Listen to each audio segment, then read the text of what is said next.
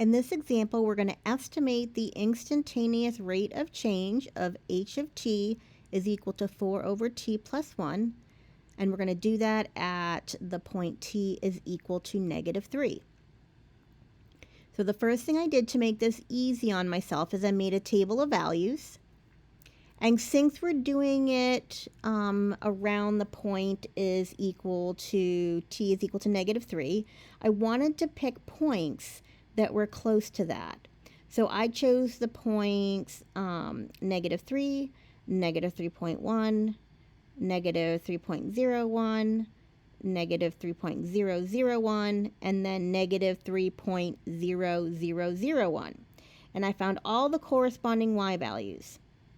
Now, the reason why I did that is because when we're trying to find the instantaneous rate of change, we're trying to basically find a whole bunch of secant lines and then find their slopes.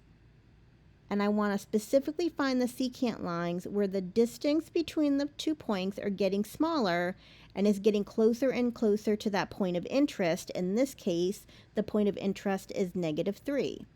So what I did to start off with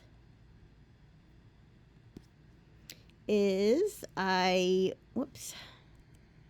there we go.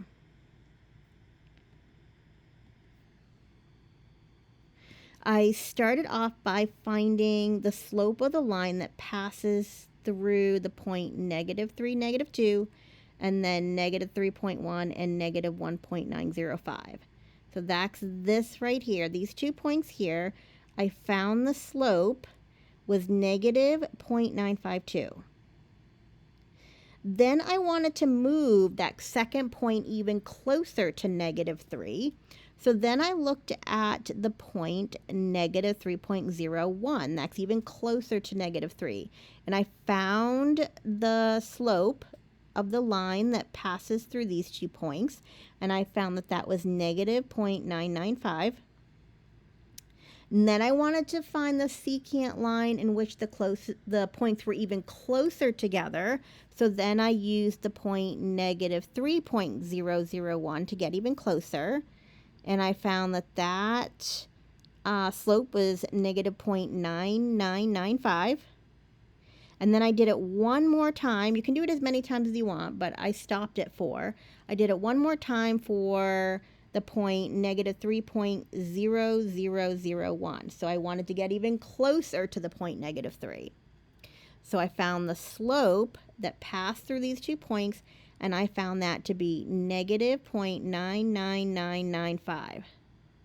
Now, as these slopes of these secant lines get closer and closer together, I see that the slopes are getting closer and closer and closer to negative 1.